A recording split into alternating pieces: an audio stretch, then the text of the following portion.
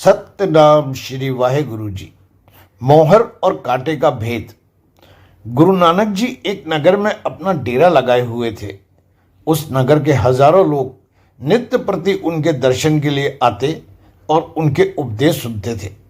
उस नगर का एक दुकानदार भी नित्य गुरु जी के दर्शन करने और उपदेश सुनने के लिए जाया करता था। उसके एक पड़ोसी दुकानदार ने उससे एक दिन पूछा, भाई तुम रोज शाम को कहाँ जाते हो? गुरुजी का उपदेश सुनने, वह बोला।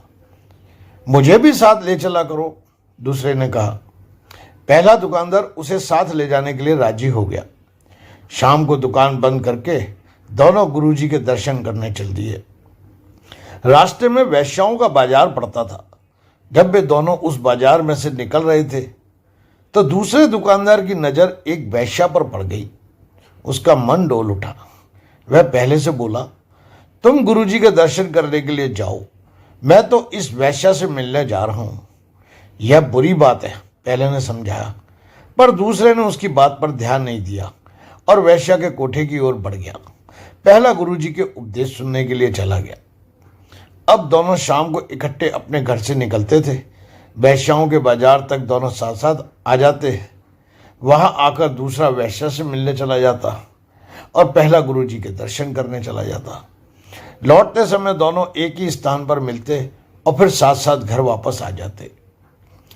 एक दिन दूसरा जब वैश्या के कोठे पर चढ़ा तो वहां ताला लगा नजर आया। वह बहुत निराश हुआ और लौटकर रोज के स्थान पर अपने साथी की प्रतीक्षा करने लगा। बैठे बैठे उसने अपनी जेब से चाकू निकाला और वहां की धरती खुरचने लगा।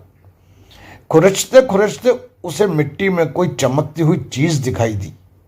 मिट्टी हटाकर उसने देखा, वह एक सोने की मोहर थी। उसने सोचा, यहां और भी मोहरें हो सकती हैं। वह अपने चाकू से उस जगह को लगातार खुरचता रहा।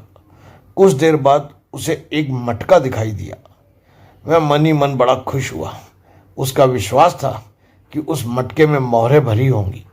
उसने बड़ी आशा से वह मटका बाहर निकाला, पर जब उसने मटके का मुंह खोला तो उसकी आशा निराशा में बदल गई। मटके में कोयला भरा हुआ था। इतने में उसे पहला दुकानदार बड़ी परेशान हालत में आता हुआ दिखाई दिया। वह लंगड़ा लंगड़ा कर चल रहा था। दूसरे ने पूछा, क्यों भाई, क्या हुआ? बड़े परेशान दिखाई देते हो। पहले ने कहा, क्या बताऊं, गुरुजी का उपदेश सुनकर बाहर निकला तो एक तेज कांटा पैर में घुस गया। कांटा तो निकल गया पर खून बंद नहीं हुआ और दर्द भी काफी है। दूसरे ने कहा, मेरा भाग्य तुमसे अच्छा है। तुम गुरु के उपदेश सुनने जाते हो तो तुम्हें यह कष्ट मिला। मैं वैश्या के पास जाता हूं तो देखो मुझे सोने की मोहर मिली। यह सुनकर पहला और परेशान हो गया। पुण्य करने वाले को कष्ट मिले और पाप करने वाले को सोने की मोहर मिले, यह तो बड़ी अजीब बात हुई। दोनों ने निश्चय किया, आओ गुरुजी के पास चलकर बात का रहस्य पता लगाएं। दोनों दुकानदार गुरु नानक जी के पास पहुंचे। उनकी बात सुनकर गुरुजी मुस्कुराए।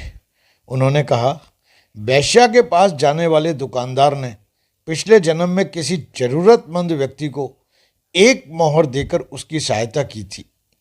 उसके बदले में इसे इस जन्म में घड़ा भरकर मोहरें मिलनी थी, परंतु इस जन्म में आकर यह बुरे कर्मों में फंस गया। इसलिए इसका सोने की मोहरों से भरा हुआ मटका कोयले में बदल गया। परंतु जो मोहर इसने दान की थी वह इसे उसी तरह वापस मिल गई। पहले दुकानदार ने पूछा, परंतु गुरुजी, मैं तो अच्छे कर्म करता हूँ, मुझे यह कष्ट क्यों मिला? गुरुजी मुस्कुराए। इसका कारण भी लगभग वैसा ही है। पिछले जन्म में तुम अपने ग्राहकों को बहुत ठगते थे और जिन जरूरतमंद लोगों को रुपया उधार देते थे उनसे बहुत ज़्यादा ब्याज वसूल करते थे। उसके बदले इस जन्म में आकर तुमने अच्छे कर्म करने शुरू कर दिए। इसलिए सूली दिन प्रतिदिन छोटी होती चली गई और एक कांटे के रूप में बदल गई। आज तुम्हें वही कांटा चुभा है। इससे पिछले जन्म के तुम्हारे सभी पाप नष्ट हो गए और तुम्हारा आगामी जीवन सुखमय बन गया। इस तरह बुरे कर्मों से पूर्व जीवन के पुण्य भी समाप्त हो जाते हैं और अच्छे कर्मों से पूर्व जीवन के पाप भी धुल जाते हैं। सत्यनाम श्री वाहेगुरु जी।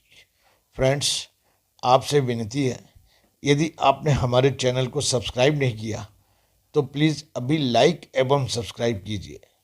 धन्यवाद, शुक्रिया, थैंक यू।